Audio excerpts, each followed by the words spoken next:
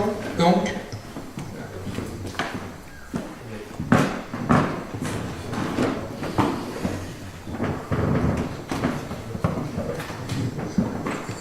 Tu as en introduction présenté le site comme étant dans la zone de captage de Pontarlier, si j'ai bien compris. Dans la masse d'eau en fait, de Pontarlier, il n'y a pas de captage à ce site-là. Il y a eu, je crois, une étude qui était.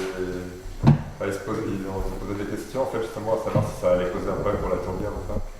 Je ne sais pas exactement où sont les captages. L'image que j'ai montrée là, c'est une étude hydrogéologique de cabinet Radier, faite pour l'alimentation en eau. Ouais, ça représentait la carte en fait.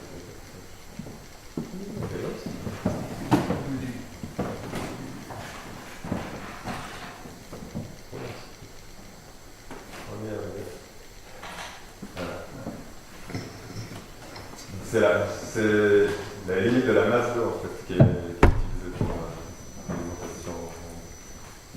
Là où d'après là, je n'ai pas l'information. Ce que je voulais demander, c'est les captages concerneraient encore inférieurs aux eaux de ruissellement des Moréliques ou bien Ouais, alors c'est bien inférieur en fait. C'est dans le. Il y avait un dernier maximum glacé, il y avait un lac en fait, sur cette zone. Il y a eu plein de dépôts de sédiments fins qui ont imperméabilisé le fond. Et au niveau de la tourbière, juste en dessous de la tour, c'est assez perméable, mais il doit y avoir une couche plus profonde en fait qui est imperméable. En fait. Cette couche, elle est pas, on n'arrive pas à la trouver, c'est la couche plus profonde qui fait cette base.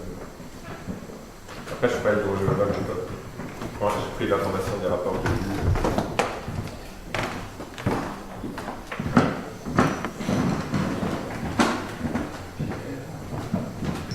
Merci. Tu as parlé de percolation latérale. Et quels sont les éléments factuels qui te permettent de dire qu'il y a une percolation latérale?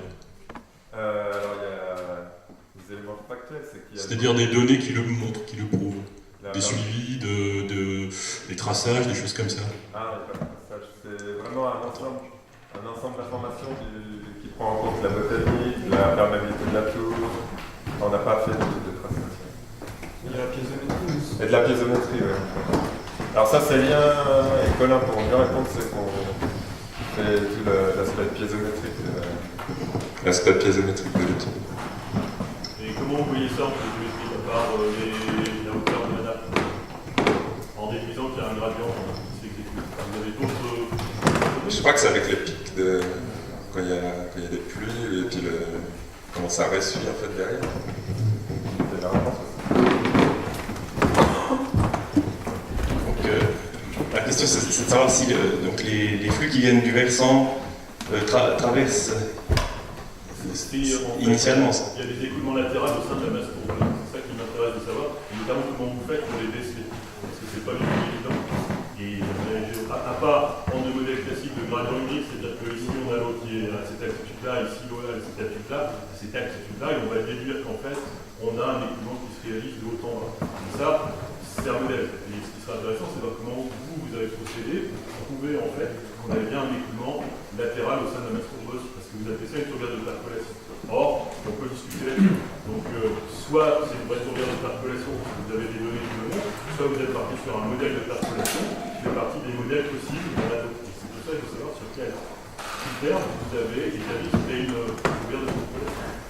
On n'a pas mis en fait de temps.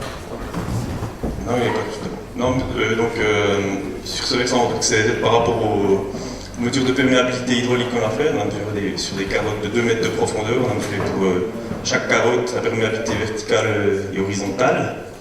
Et après, donc, on a introduit ces données dans le modèle FlowNet. Et puis avec ce modèle-là, il y a donc un suivi piézométrique qui a été fait sur un transect parallèle, également sur ces carottes de tour qu'on a prélevées. Et puis on a repris donc les niveaux piézométriques qu'on a introduits dans le modèle, et puis cumulé avec la topographie et la perméabilité du corps de tourbe, donc dans les bidirectionnel, vertical et horizontal, on obtient cette animation qui n'a pas marché malheureusement, mais qui nous permet de caractériser justement ces écoulements latéraux du corps de tourbe. Donc c'est effectivement un modèle On n'a pas une grande expérience dans la modélisation, mais c'est un modèle très très simple qui nous a permis de caractériser ça. Donc c'est un modèle. S'il y avait des perméabilités plus fortes au niveau vertical qu'horizontal, on aurait des trucs qui feraient des flux en fait, verticalement. En fait. Là, tous les flux ils sont horizontaux. Et en plus, comme on a vraiment une forte perméabilité de la tourbe ici, et un apport d'eau en haut très fort, pour nous on déduit que ça coule, on n'a pas de suivi. Donc vous avez les compartiments qui sont sub-horizontaux avec un bandage, qui est un radiométrique, c'est pas parce qu'on a des compartiments qui sont, on va dire, avec un radiométrique qu'on a forcément des écoulements. Donc c'est pour ça, moi, ça m'interpelle, et que c'est une des difficultés. Pardon, c'est une des difficultés majeures, c'est justement de déterminer si on a oui ou non des écoulements au sein de ces compartiments. Alors que c'est pas assumé d'office. T'avais pas fait un test avec du sel? Si on a essayé de faire des traçages avec du sel, Voilà, et alors on n'arrive pas à retrouver et on pense que en fait, la matière organique a la capacité de. Elle séquestre. Ouais. Elle séquestre le sel, du coup on n'a jamais réussi à avoir de signal. Ou alors ça marche pas comme ça. Voilà, c'est un problème, hein, mais pour tout le monde, hein, c'est embêtant. Et moi, j'aimerais bien quand même trouver des protocoles qui permettent d'établir si oui ou non on a une percolation et le sens de la percolation. Parce que c'est pas parce qu'on a des compartiments, hein, des aquifères qui sont, on va dire, penchés, pentus, qu'on a forcément des écoulements qui se réalisent. Et c'est pas forcément dans le sens de la pente, ça peut être plus compliqué. Et voilà.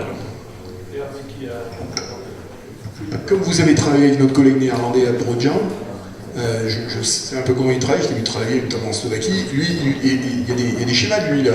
Lui, il utilise température, conductivité, pH, et il regarde l'évolution de ces valeurs. Et oui, je l'ai vu faire ce travail-là. Donc j'imagine que il est un peu à l'origine. D'ailleurs, l'expression taux vert de percolation, c'est lui. Donc, c'est ce qu'on a fait en fait avec la température. En fait. Du coup, on suit Vous avez des profils de température. On a fait, ce que j'avais expliqué là, on a fait un profil de température en fait, dans la ici. Et on a les températures de surface en fait, je sais pas le temps. Ah, de surface? On a à plusieurs profondeurs en fait. Et les températures donc, qui sont basses à 9 degrés de sous-sol, ils restent basses en fait tout le long du gradient. Et les températures. Pour moi, ça explique pas le fait que ça s'écoule. Si c'est des compartiments constants en termes de température, à la rigueur, c'est un pire. Parce que si vous avez une percolation latérale, vous attendez éventuellement ce que ça se réchauffe à partir du compartiment hydrogénique principal, au sein de la tour.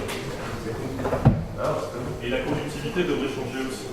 Donc, à voir. Et c'est vrai qu'on peut raisonner comme ça, t'as raison. En termes de tomographie, CE, tomographie, température, conductivité, et température. Mais ça demande quand même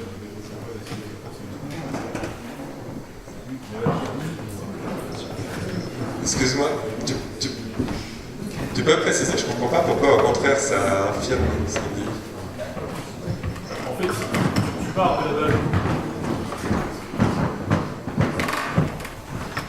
Généralement, tu pars d'une base que ton eau, on va dire, de ta réserve hydrogéologique, elle a une certaine température et qu'elle va se réchauffer en s'écoulant, en s'approchant de la surface. C'est ça? Alors, voilà. Et elle doit se réchauffer. Elle doit se réchauffer au fur et à mesure de son parcours. Alors, si tu trouves que les températures sont constantes, a priori... Elles sont constantes à une certaine profondeur. Bah oui, c'est bien ce que je dis, ouais. Tu devrais avoir, en fait, dans le chemin de ta percolation, si tu pars on va dire, d'en haut, là, au fur et à mesure que tu descends, tu devrais avoir une forme de réchauffement de ta température pour la même altitude, on va dire, pour le même compartiment. Ce serait logique. Si tu gardes la même température... Et en fait, les températures justement, du premier sont chaudes, donc ils ne peuvent pas se réchauffer. La partie haute est déjà chaude, donc elle ne va pas se réchauffer. Bah, pas forcément la partie haute, mais plus en profondeur. Alors la percolation, elle s'effectue dans toute la tourbe. Justement, si les flux ne se mélangent pas avec le percol, ils restent à la même altitude, en fait, à la même profondeur du vent. Oui. Et du coup, ils ne se mélangent pas avec ce qui est plus chaud. Du coup, ils gardent leur température. Tout dépend de la masse de la tourbe. Normalement, tu devrais avoir un réchauffement léger lié au réchauffement de la tourbière. Oui, mais au moins en termes de CO, tu dois pouvoir le voir. En termes de conductivité électrique, tu dois pouvoir le voir. Alors, en termes de conductivité, on a c'est très variable. On a site à l'autre, d'un endroit de site à l'autre. Oh, voilà, je suis d'accord que ça reste toujours l'hypothèse la meilleure qu'on a en fait. Ça n'avait pas le schéma de graphique pixel qui a été produit justement en fonction des profils de température qu'on a mesuré. Alors, non, je l'ai pas. Utilisez le micro s'il vous plaît, parce qu'on vous entend très mal. Je peux bien courir d'un bout à l'autre, mais laissez pas le temps d'arriver. Non, je lui demandais juste, il y a sur le transit de piézomètre qui a été fait, donc, à différents niveaux du piézomètre, il y a des petits boutons qui mesurent la température qui ont été installés. Et puis justement, on a pu faire ces courbes d'isotherme à travers le corps de tourbe. On avait fait un petit graphique, mais ça n'a pas été inclus dans la présentation. Mais on voyait bien que les courbes restaient assez stables, il n'y avait pas de réchauffement en fonction qu'on progressait dans la tourbe. Et puis pour les flux de profondeur, ça restait à 9 degrés et ça surgissait au niveau du fossé central justement qui avait été défini.